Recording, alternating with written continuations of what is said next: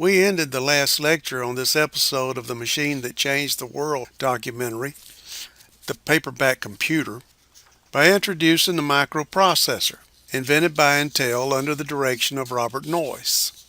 We talked about the very first computer ever built using a new microprocessor, the Altair 8800, which was built by Ed Roberts of MITS.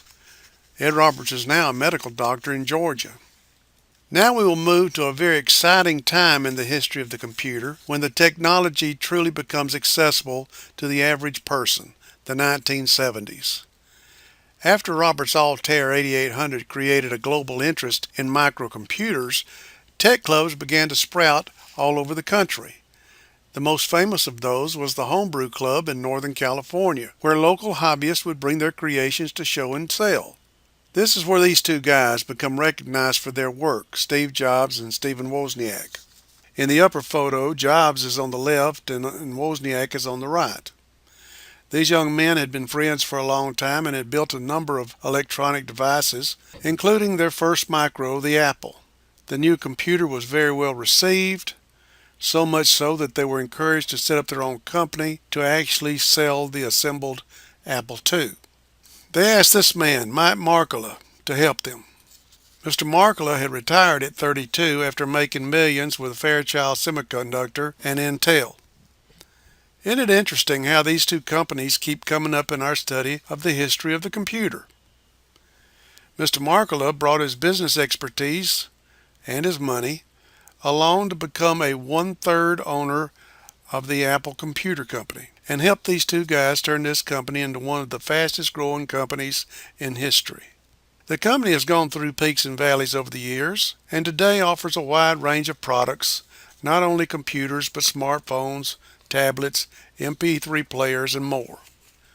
As something of a recognition of their diversity, they changed the company name from the Apple Computer Company to Apple. Here's another image of the Apple II computer.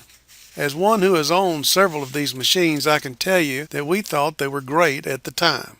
However, they really cannot compare with a modern PC.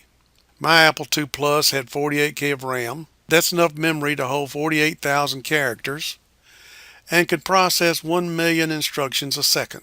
It cost around $2,500 when one included a floppy disk drive and a small black and white monitor like the image you see here. The laptop machine that I'm using to record this lecture has 8 gigabytes of RAM.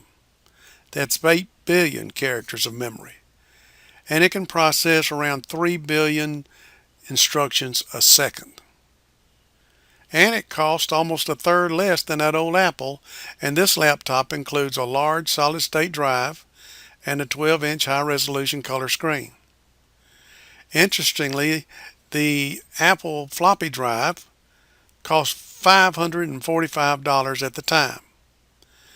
The little flash drive you carry around in your pocket has thousands of times more storage capacity and only cost a few dollars.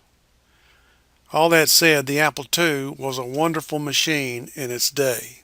The Apple had its own proprietary operating system called Apple DOS. Recall that in the last lecture we discussed how IBM had introduced the operating system software with its IBM 360 computer. In this case, DOS stands for Disk Operating System because controlling the disk drive was the primary job of these early micros. Today's microcomputer operating systems do so much more. This is the Radio Shack TRS-80, another very popular microcomputer at the time. And yes, Radio Shack was a pioneer in the history of computers.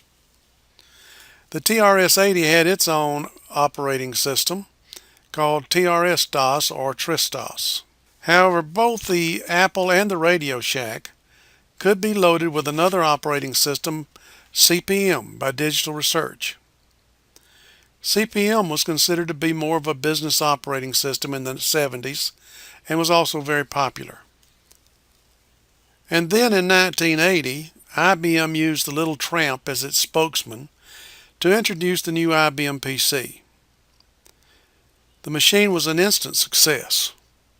It had about 5 times the processing speed of the earlier rivals and soon became the industry standard. Eventually, IBM sold its microcomputer line to Lenovo and is no longer in the market. But for over 30 years, their microcomputer products set the pace for the rest of the industry.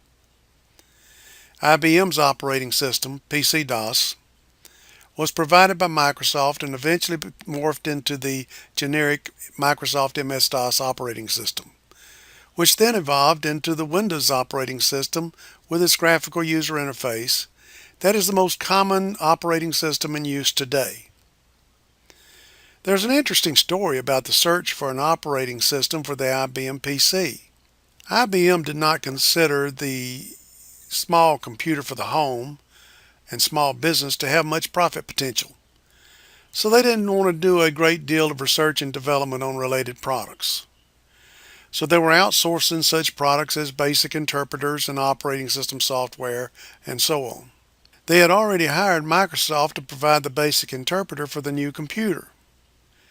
Now they needed an operating system. So IBM asked Bill Gates at Microsoft if his company had such a product, and he told them it did not. But Gates suggested that they contact Digital Research, the maker of CP/M. They did, but were unable to make a deal.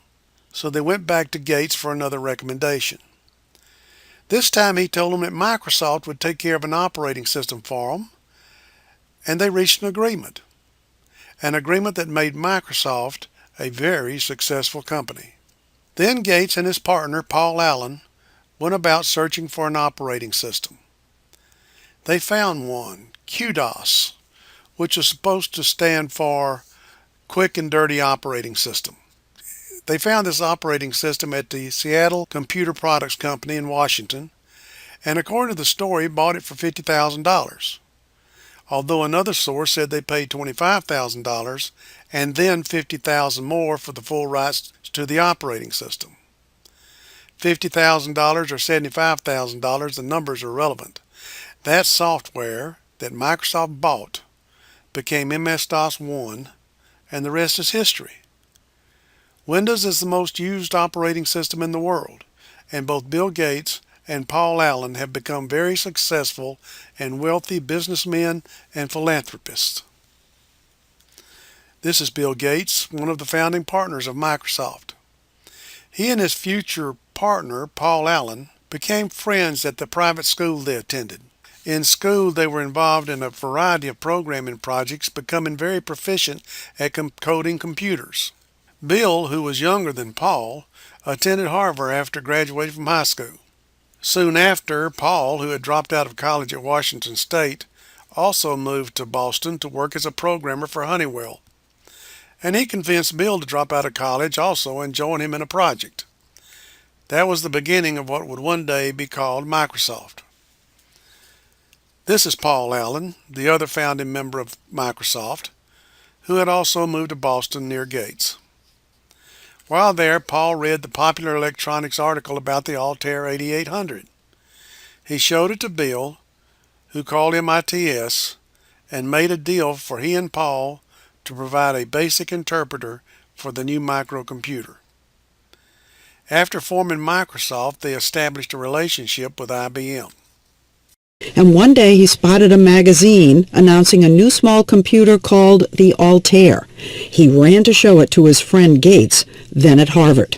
I said, here, look at the magazine. This is the computer we've been waiting for. This is how the PC, the idea that we all have these computers, this is how it started. Yeah, and it's amazing to think back then, nobody had personal computers. I mean, there were computers in universities and research labs and in corporations, but nobody had personal computers. Allen's idea was to write software that would enable the Altair to work as well as those large computers. And so we called up the company that made it and said, well, we can demonstrate this software for you very, very quickly. Are you interested? And they said, sure, if you can really show up and demonstrate it. Did you have software? No. You had nothing. We had nothing. So they spent the next 8 weeks at Harvard feverishly writing code, but without an Altair to test on. Allen writes that because Gates looked like he was 13, they decided Allen should go alone to pitch their software. Sitting by an old original Altair, he showed me how he fed the computer a paper strip with their code punched into it and typed print 2 plus 2. And then I hit return, which is the same thing. And lo and behold, it printed 4. And a wave of relief surged over me because I almost couldn't believe it had worked the first time. So that night I called Bill up and I say, Bill, yeah, it's unbelievable, it worked. And we were just over the moon.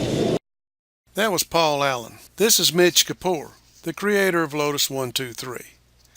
This software package became the most popular spreadsheet application in the world for a number of years.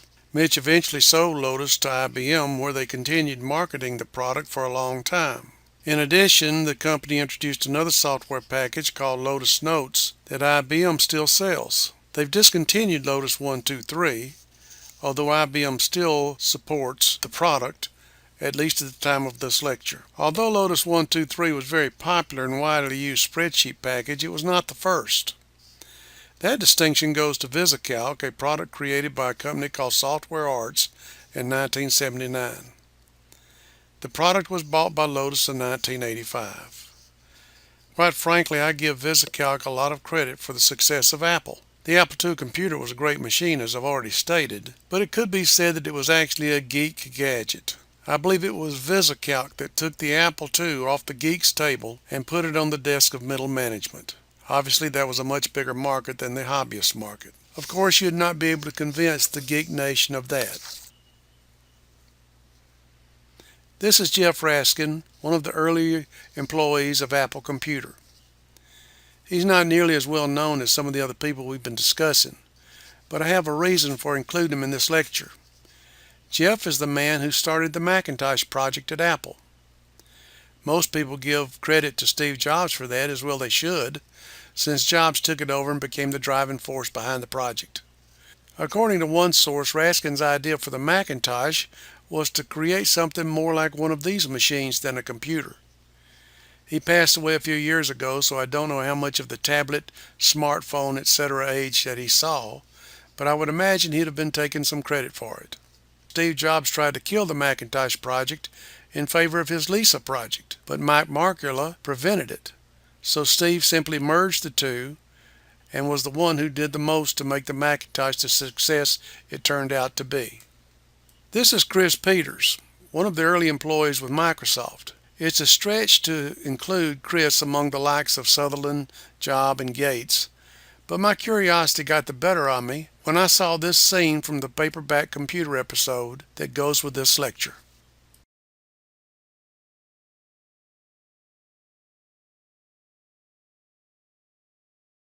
Where are we and where do we got to be? We're in a very good place. The number of must-fix bugs is down to about 2 a day. I feel good that in 2 weeks it will be down to, so close to 0 no one will care. Chris Peters, one of Microsoft's software supremos, has called his programming team together to discuss the final days of work on their latest software product. I knew that many early techies had made a fortune during this period, and I was just curious about this young guy, who seemed to be such a prominent part of the documentary. As it turns out, Chris was one of those fortunate early software creators who parlayed stock options and so forth into a fortune. Notice that he's holding a bowling ball in this image. Apparently, Chris could not qualify for the Professional Bowlers Tour, so he did what any other early techie with a bunch of money might do. He bought the American Bowlers Association. Our documentary concludes the history part here. As you can see from some of the other images that appeared as we were talking about Jeff Raskin, the smartphones and the tablets, a lot has happened since. Notice the new graphic design of this undersea scene. Recall the video excerpt we saw of the demonstration of Sketchpad? What a difference 50 years makes. So what's on the horizon? Who knows? The players we've been talking about, Apple and Microsoft and others, may not even be the miracle companies of the future. We've seen Google, Facebook, Netflix, Dropbox, and others come along, and we'll see some new players in the field of hardware also. Watch for Corning, the glass people, for example. Some of the ideas I've seen from that company have been stunning.